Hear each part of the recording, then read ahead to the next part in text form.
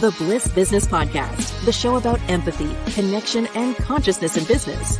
Today's episode is brought to you by Zero Company, your paid search, social media, and programmatic ad experts. Hello and welcome back to the show. We are once again diving into scandal today. When business systems go bad. Last scandal edition, we covered financial services. Today is our automotive edition. I'm Stephen Sakach here once again with Tullio Siragusa and Ash Maher. Hey guys. So we want to look at scandals and systems gone sideways in order to spot trends. And typically we see a lot of errors with that sole pursuit of profit. We suggest that business ecosystems stay in balance when they pursue love and take an empathetic approach to all involved. So we are jumping into the automotive industry. So our automotive scandal edition, we're first going to cover auto mechanics, of course. I mean, who among us hasn't felt scammed at one point or the other? Tullio, you and I are talking about this. How about you? Oh yeah, no, absolutely. It's the reason why I only go to the dealers. If they're gonna scam me, at least I got scammed by the dealer and so on, right? Oh, the Steelers. At this point, I don't. I'm afraid if I get the cheaper one, he's gonna miss a step, and then it's like, oh, it's on me. Oh, Ash, you go to the Steeler? I know. I've been told. I mean, they charge $300 for a tire that should be like $50. Yeah. I had one guy make an argument that I need to switch my tires out, and I'm trying to. His explanation was, "Oh, imagine wearing the wrong size shoe. Would you wear one shoe one way and then wear another brand shoe?" And I was super confused at the analogy. I ended up going to another person. They're like, "You don't need to switch your tires out at all. That was just them trying to sell you on new tires." I think it was $200. Yeah, it's a good transition, Ash, into we're first looking at a sales quota system gone wrong here. So. Maybe there was a sales quota in play there, trying to get you to do some extra work on your car. Yeah. So we're talking about Sears Auto Centers. In the early 1990s, Sears Auto Centers were embroiled in a pretty significant scandal involving fraudulent affairs. California Department of Consumer Affairs conducted an 18-month investigation and revealing that Sears employees were routinely recommending and charging for unnecessary auto repairs to meet internal sales quotas. Sounds like something we're all familiar with and worry about every time we go to a mechanic. So these practices at Sears were driven by a commission-based incentive system that encouraged employees to upsell service regardless of the actual customer needs. Imagine that. So the impact here, of course, the loss of trust. The investigation found that in 34 of 37 cases, Sears recommended unnecessary repairs, sometimes overcharging customers by as much as $550 per visit.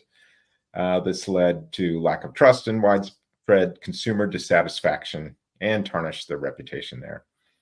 There were legal penalties for Sears, $3.5 million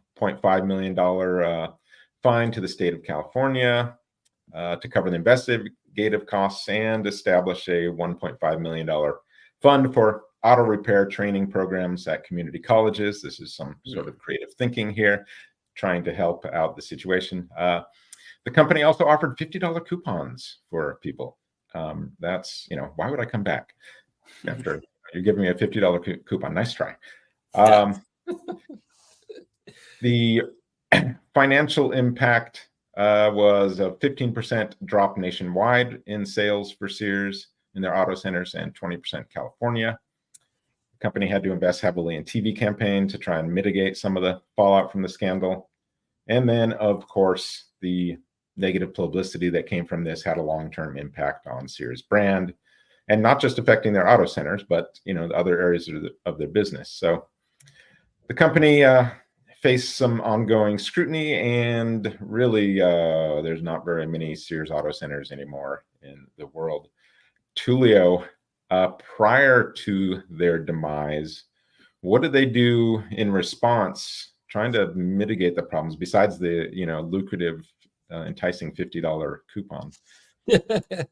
Well, before I say that, I just want to say Ash, when you go to the Steeler, I can't tell if I'm paying for a therapist or if I'm paying for a mechanic because their rates are like astronomically high. It makes you wonder if you're in the right business at $300-400 an hour. But in any case, so what Sears did, I mean, this is the common thread, even in the last show. It's always the compensation structure that gets people to get creative and crazy and do things that they shouldn't be doing because they start focusing on themselves instead of the customer. So the first thing they did is they removed the commission-based incentives for service advisors. You would think you're in the service business, but they were like sales guys getting paid commission. So they eliminated that and also implemented salary-based compensation model to reduce the pressure for upselling unnecessary repairs, right? So, I mean, to be fair, here's someone trying to make a living, take care of their family, and their salary might be a little less than it should be for being a service advisor, but you can compensate for it if you upsell stuff. So you turn your service advisors into salespeople, and then they're just pushing stuff because they got to pay the bills too. So just a messy situation. So they stopped that. You're kind of asking for it.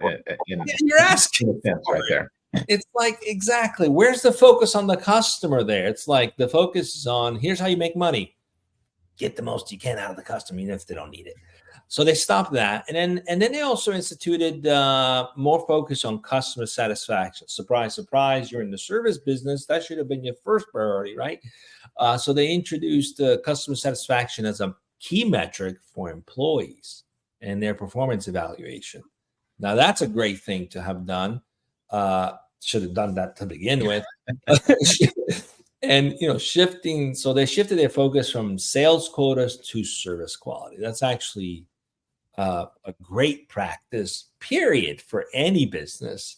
Take care of your customers, create key metrics around that for your staff, your employees, and believe it or not, the profits will come.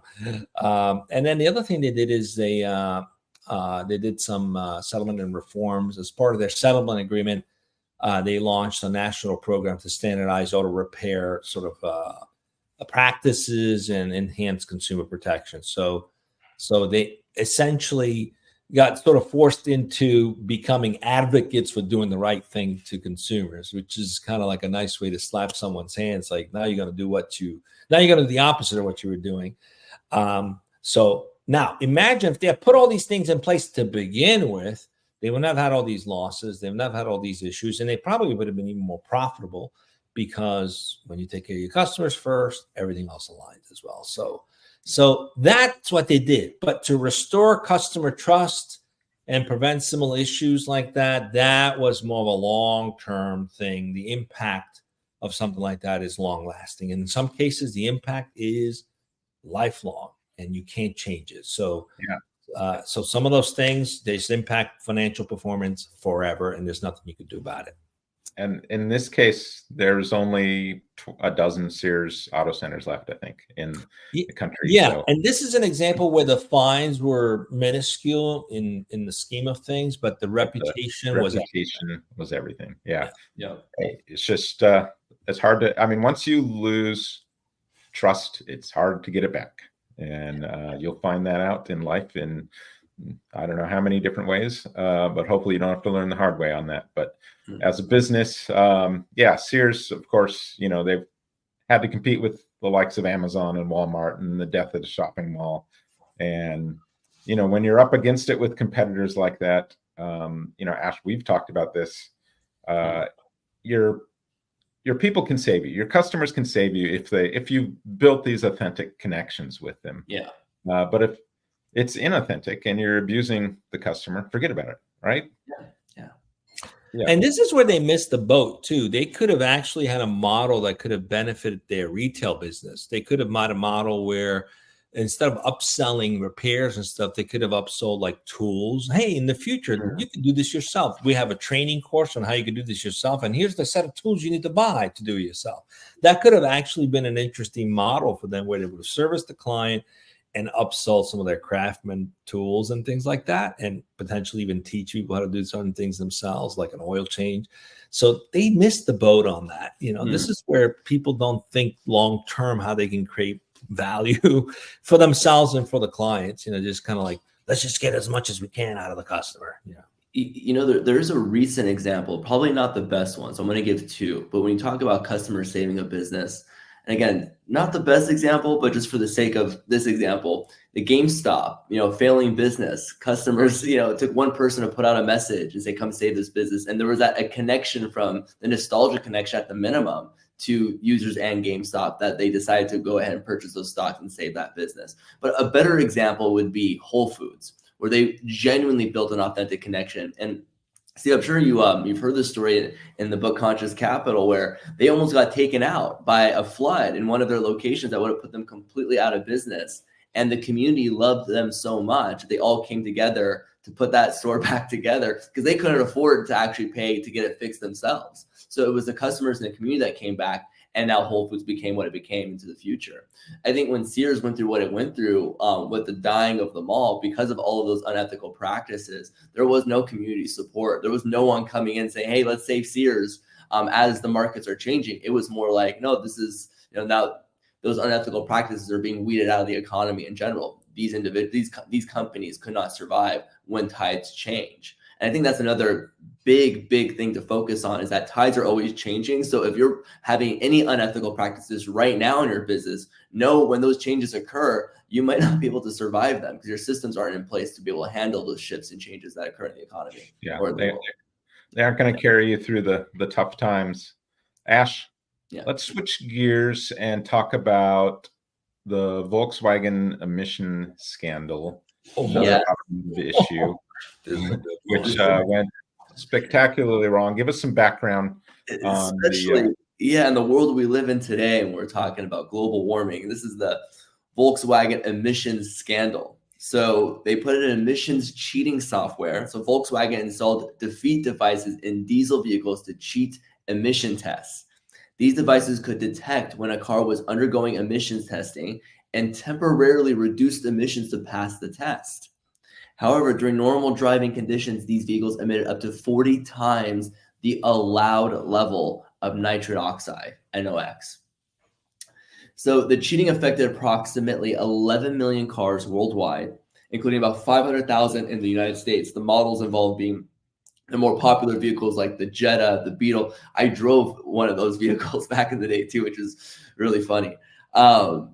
How this system fails. So Volkswagen's corporate culture prioritized aggressive growth targets and market dominance over ethical behavior. The internal culture did not sufficiently emphasize compliance and ethical standards, leading to decisions that prioritize performance over legality. Inadequate regulatory compliance. The compliance failed to establish robust regulatory compliance mechanisms. The existence of the defeat device indicates systematic failures in regulatory oversight and an intentional bypass of emissions. And then ineffective internal controls. There were insufficient internal controls and checks within Volkswagen to detect or prevent the installation of defeat devices. This goes back to the example when tides turn. You have to imagine the world we're living in today, where everyone's really worried about what we're doing to our environment. And once this came to light, you could imagine the amount of the individuals that are actually fighting for the case of, making sure that we have a planet to live on for generations ahead, realizing they're driving a vehicle that has completely cheated the emissions system and was firing up 40 times the amount of emissions. That's probably detrimental to their brand, or it was pretty damaging to their brand, I'm sure. Yeah, for sure. I mean, it damaged the brand, and now you've got a whole market of people who are like, well, nah, not Volkswagen, sorry. But we're all shifting to electric vehicle, as Elon Musk mentioned 4 or 5 years ago. It's like he said it's going to be a weird shift, just kind of how horses shifted to cars, right? It was an odd time. Well, we're in that shift. So now when we all go full electric, and Volkswagen has that horrible story that they were technically for climate change or for hurting the earth, I can only imagine how they're going to survive that when that becomes a total shift where everyone is eco-minded. You're the one brand that was cheating everyone back in the day, right? So why would we trust you, especially when that tide turns? That shift. So I mean, they were playing with fire. Got burned, maybe not, totally earth scorched with their business, but you don't know when these things could just go viral on you. And it's like a brand's worst nightmare. It's like, are you kidding me? What are we doing?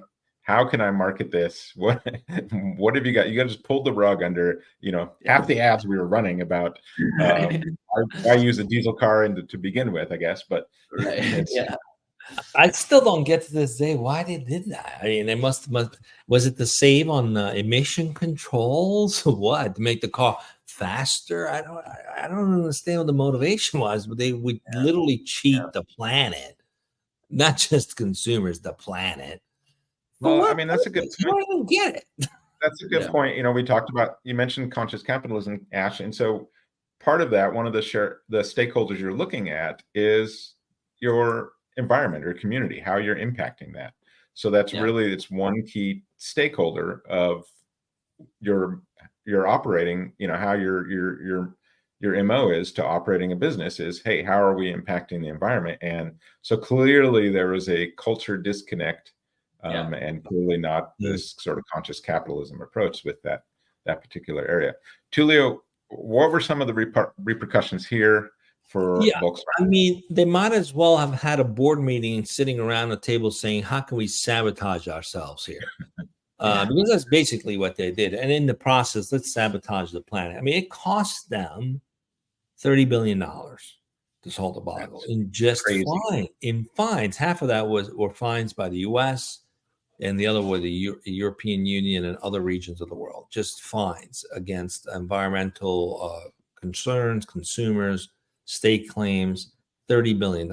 Now, on top of that, it's not just even about the money. There were legal actions taken against them with criminal charges pursued.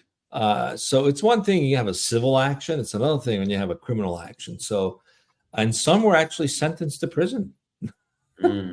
So some people got jail time from this. And the company had to deal with a number of lawsuits for consumers, environmental groups, and also shareholders. I'm sure the shareholders were up in arms. And their reputation was damaged. It severely damaged their reputation. They lost consumer trust. The brand suffered, and this impacted sales and also market share globally. Mind you, Volkswagen has pretty large market share globally. So their stock plummeted once the scandal came through, and that erased billions in market value. So not only did they have to spend billions for fines, but they also lost billions in market value. And they also experienced decline in sales, particularly in the U.S. and Europe. That's where they were like, because something like that, just kind of like you feel like duped and cheated by a company, So again, if your sole purpose is going after that shareholder value, you just got burned here by not, having a more empathetic approach to everything you do. And that shareholders now, they just got the short end of it too. Yeah. What kind of internal changes, Tullio, did they do in Volkswagen? Well, I mean, again, this is also consistent with some of the other things we talked about in the financial services space.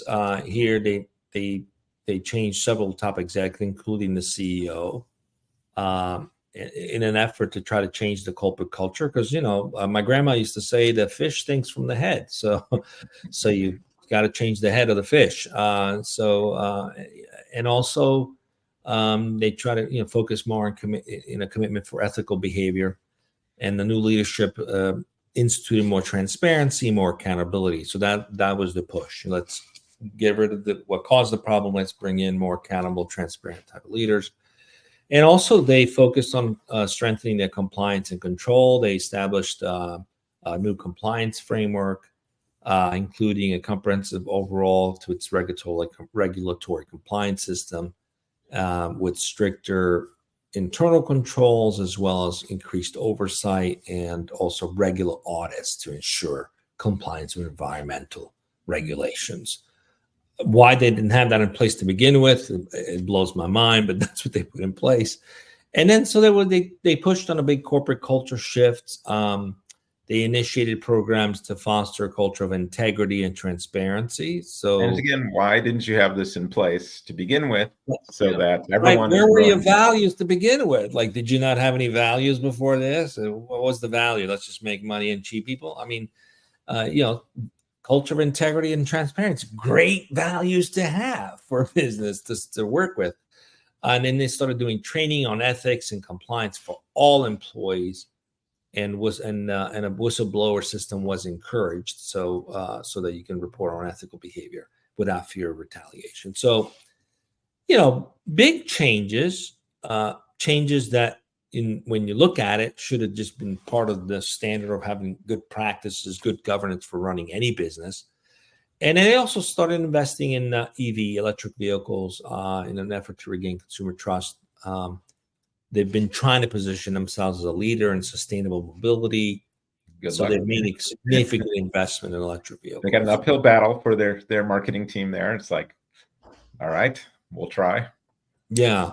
We went from the guys polluting the planet to trying to save the planet. That's kind of a big shift to make. That takes time. Probably we'd be better off introducing some new brands and getting a fresh start. But those are some of the things they did. And then also worked on enhancing their environmental responsibility. They made a commitment to achieve more stringent environmental goals, reducing carbon footprint, ensuring better compliance and for the highest emission standards, and also got involved in developing new, cleaner technology to improve efficiency. And they succeeded in a lot of these things. I've had a number of Volkswagen vehicles, and so they did succeed. I think they're a better company for it today, but nonetheless, that could have been avoided. When you just focus on the customers, focus on the planet, do the right thing. These are good governance to have in place to run any business. Why in the world they didn't have them in place? I don't know what they were trying to gain by polluting more. It doesn't make any sense to me. But it ended up costing them billions of dollars and a huge impact to their revenue. Gotta hit those quarterly return marks there. Mm-hmm. Gotta hit your goals. It's short-sighted. It's like, and that's, again, it goes back to the conversation we had last week, which is, depending on the bonus structure some of the executives have, they'll drive those kinds of behaviors. It's got nothing to do with what's best for the consumer as it is more what's best for that villa I want to buy in Tuscany. So So let's talk a little. We've talked about, auto mechanics. We've talked about, the Volkswagen scandal. Let's talk a little bit about the automotive sales process, because for most people, I think this is pretty excruciating.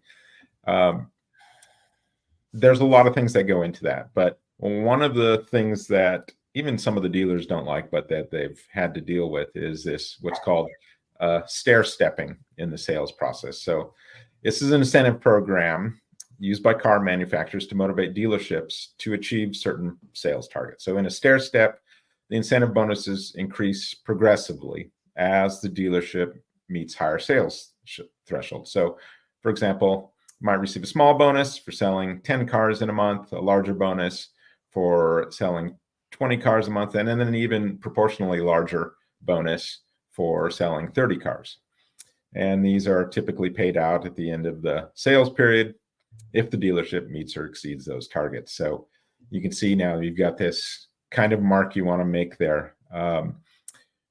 So what kind of problems does this cause? I know one of the things mentioned is that dealers didn't really like this, at least the small dealers, because they couldn't really compete with some of the larger dealers because they weren't going to hit those straight numbers, right? And the larger dealers were able to just lower prices to a point where it's just like, hey, yeah, same car, we're just 30 miles away. We can't compete with you guys dropping the bottom of the prices out of here, and we're end up losing money. So it's kind of a lose-lose, scenario here. What comes to mind for you guys on this stair stepping process? Well, I think it's also bad for the sales guys because the volume drives bonuses to whom? It drives bonuses to the dealership, not necessarily goes into the pockets of the sales guys. So it's nuts. You went from creating incentives to push people to sell more at all costs to creating an incentive to push people to sell more, but those people who are selling more are not really going to get the benefit unless they've got some kind of a pool that gets distributed. Yeah, they probably have a corresponding. But it just creates a model where if I don't have access to a large dealership in my area, I don't get the benefit of that, right? So it's not really serving every consumer in every market. There's a disparity around it. I have no, I've been one of those people who have chosen a dealership based on this model because you're gonna get a better deal. They just have better aggressive pricing, and sometimes you're undercutting the local guys because of that. So there's definitely some issues with this volume thing. It disrupts market pricing. It creates an unfair advantage in some markets versus others. It has a negative impact on the customer experience. I could have gotten the same vehicle as a friend of mine in another market and paid a lot more. That doesn't feel good for me as a consumer. How come I have to pay a lot more? So it just creates that kind of thing. And also, again, high pressure sales tactics. They're just trying to push for volume. It's not the best thing for the consumer experience. It's interesting. I used to work for a dealership, but it wasn't a real dealership. I call it CarMax because they had a different system in place where it wasn't about getting the sale. It was about helping the customer and guiding them to the right vehicle based on parameters that they would share with you. So we had an entire script of, instead of asking, hey, are you looking for a blue car or a green car? It's more of like, what are you looking to achieve with your vehicle? How many miles are you looking to drive? Do you have a family? So on and so forth. And then we give them options, right? The funny thing, though, is every once in a while, someone would come in with this mindset where they assume that any dealership you walk into, you're going to haggle. And I would have to take time to explain, well, no, this is a different system. We're not like the other dealerships. They're like, nope, you're just saying that. And I'm like, no, I promise you, like, I cannot haggle with you. There is no option. It's a button I push here, and this is what you're going to get, But they come in with that mindset. So I think what happens is that, to Tullio's point, the high pressure sales, someone does come in, that salesperson's if that person is trying to help that person, throw help out the door. It's not about that. It's about trying to get them the best deal. And now you're bickering back and forth. And you as a salesperson don't 100% know if you're really giving that person the best deal, but I'm sure you're trying to get that deal in any way, shape, or form. So knowing that it could be somewhere else cheaper, it's probably discouraging to you. And probably it hurts to go ahead and to say, hey, I want to help you, but I want to do what's best for me. I need to get this sale. So I'm not going to guide you to a better place where you can get it cheaper. That just disrupts the entire process. I can imagine the fact that car buying is stressful. It's for this very reason, right? Now, CarMax went ahead and created their own market, their own audience. They're dealing with their own kind of customer, right? Because they stuck to a system that works for them, that's based on integrity and really trying to help the customer. Unfortunately, you really try to help the customer in a dealership setting where it is running that way, where there is that stair system. It's a hard win. It's more about, benefit you. Yeah. Let's underline that point a little bit, because this CarMax comes along with what is a disruptive system to this other system. So this other system, you aren't sure what price you can get a car for when you go in there. They're going to try and get you for the most, basically. Go to CarMax or someone with that different model where it's like you said, Ash, you're not empowered to change that price at all. No one is. This is what it is.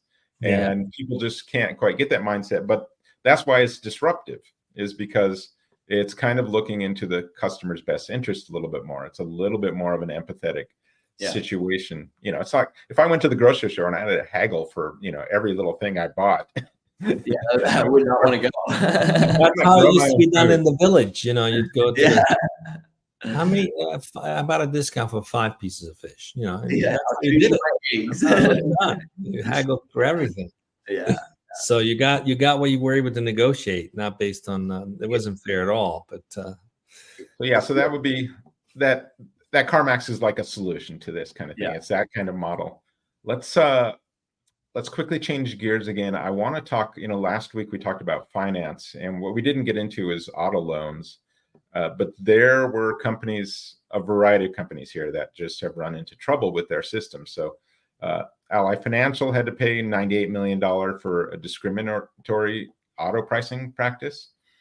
I could throw Wells Fargo in here again. They even had people's cars wrongfully repossessed with some of their systems. This was from December 22. This is the Wells Fargo talking about their actually, this is the Consumer Financial Protection Bureau talking about Wells Fargo. So here's a quote. Wells Fargo rinse and repeat cycle of violating the law has harmed millions of American families. And so after Wells agreed to pay a $3.7 billion deal with regulators, the wrongdoing that went back as far as a decade, because we've talked about some of that with some of their other things, but as recent as 2022, they said. So it was, even after that scandal broke out, Wells is still dealing with issues here. And here's what the CEO said. It said, our top priority is to continue to build a risk and control infrastructure that reflects the size and complexity of Wells Fargo's and run the company in a more controlled and disciplined way. So it's like, those are words, and this was just 2 years ago. And it's like sounds like a politician statement. Yeah, it was a very political sounding statement. Yeah, it's very complicated. We're too big to get it under control. So we'll see. We'll see if they get it. Or it sounds like, something else could happen. We don't know. We're big, and I'm in over my head on these scandals here. Exactly. I don't know. I have no idea how we're going to get it. We're trying the next tournament, right? That's kind of what we're doing the best we can. Yeah, it's kind of what it sounds like. We're the victim. We're too big. We can't do anything about it. So let's go to another one in the auto loan industry here. So this is Honda. They had a settlement with the Justice Department in 2015 that Honda engaged in a practice of discrimination. The government showed data that the average Black borrower paid more than $250 more in additional borrowing cost over the life of loans versus a white borrower with the same credit. Mm-hmm. The average Latino paid more than $200. The average Asian Pacific Islander buyer paid more than $150. So basically, just comparing this to white applicants in the same credit tier. So this system here was related to allowing the dealer to mark up the loans. And so whether there was bias intentionally or unintentionally entered the process, it just gave dealers room to do this. And this is what happened. This is what the outcome is. This is what the data was. And so dealers were kind of incentivized through compensation system and rewarded for marking up interest rates. So they brought whatever bias into the situation there, and this is what the data showed. So they got into trouble. One of the solutions here was obviously eliminating or reducing the dealer discretion in setting interest rates, because it's apparently a problem for people that they just can't see someone who's got the same credit, that looks like this versus someone who's got the same credit that looks like this without trying to, make someone pay more. So the takeaway on this one, I think, bad systems can unfairly discriminate or allow that into the process. So it's a very important question to ask of your systems and really of your culture. So guys, let's summarize some of the key points here that we through these different auto scandals. So, and I'll just start there with that, first summary: bad systems, they can allow for either intentional or unintentional discrimination if you're not paying attention to that, especially in these auto industry financial scandals. Regulations are trying to be put into place to help mitigate some of this, but it's sometimes comes down to the system at me and you talking, and something's wrong there where you're just not getting a fair shake. So what else do we see as key problems from some of these systems gone wonky that we've just discussed here? What comes to mind for you guys as far as trends?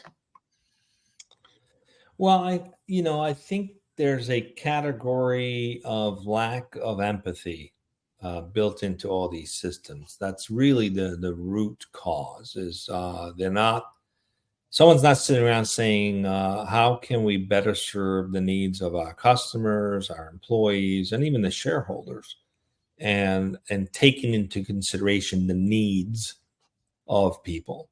And that's really what it comes down to.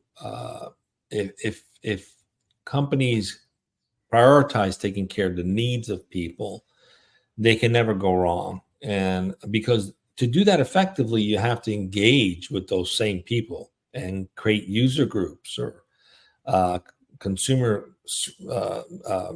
input into what you're trying to do in the marketplace. So that the other piece is lack of transparency.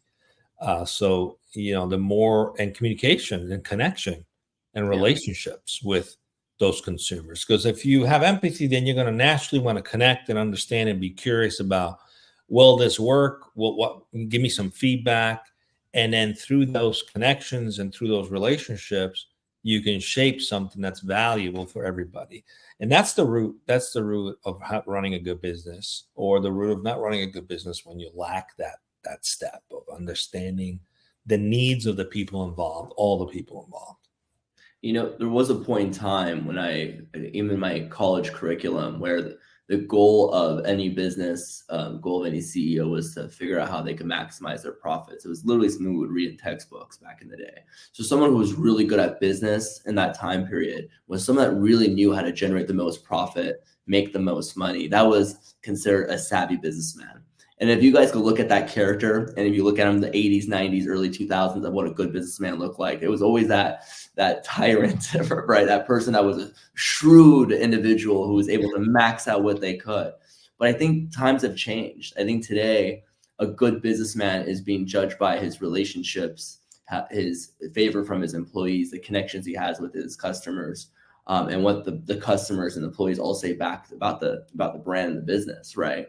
It's an interesting shift that we're seeing. So the individuals that were good at business for the sake of getting profit, there's really hard for them to find room in the marketplace. All these challenges are coming and arising from it, and we're showing that the markets shift, right?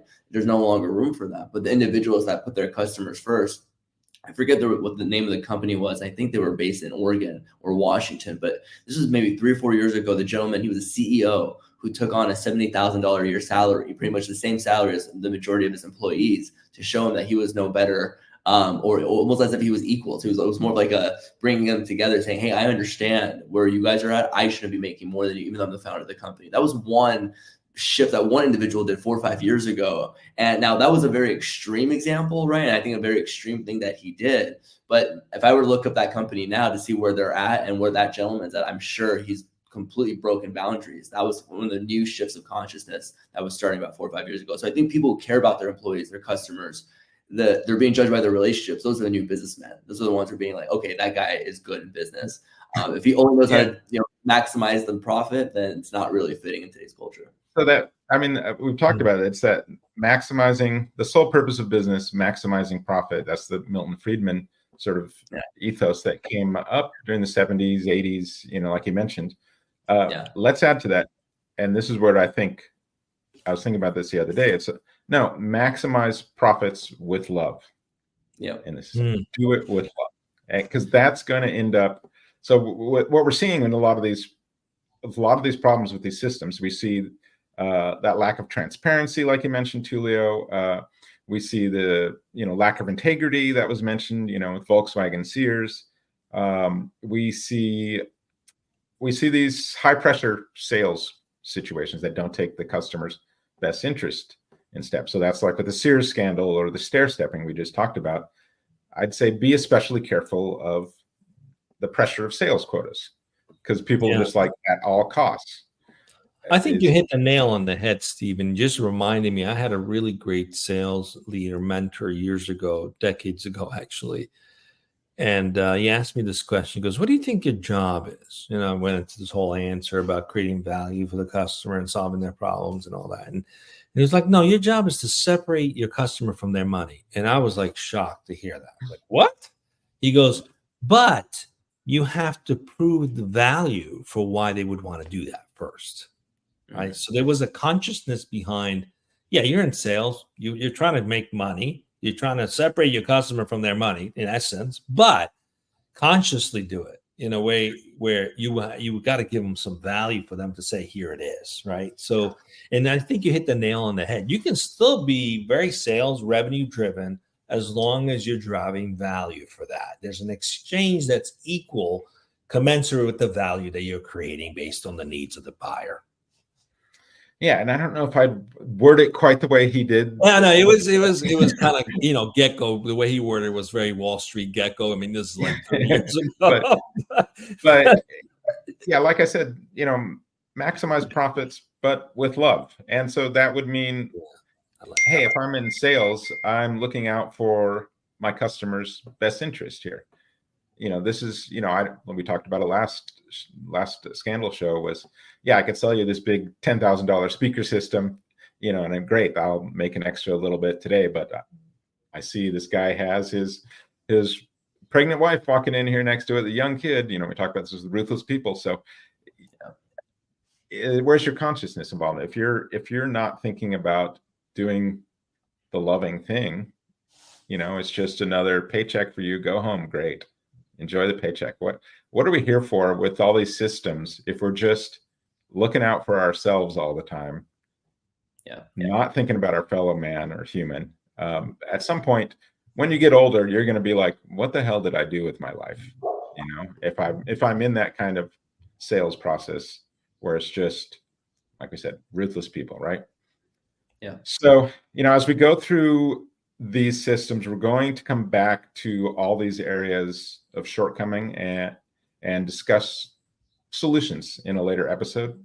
Again, Tuesdays, we do these topical episodes with the three of us. Wednesdays, we have the short 10-minute empathy episodes. And then Thursdays, we have guests. And if you notice in some of these guest discussions, we're getting into some examples of good systems, good structures that disrupt bad systems, and industries that operate on those bad systems. So trying to tie this all in together. Our goal is to help you find ways to build love into what you're doing.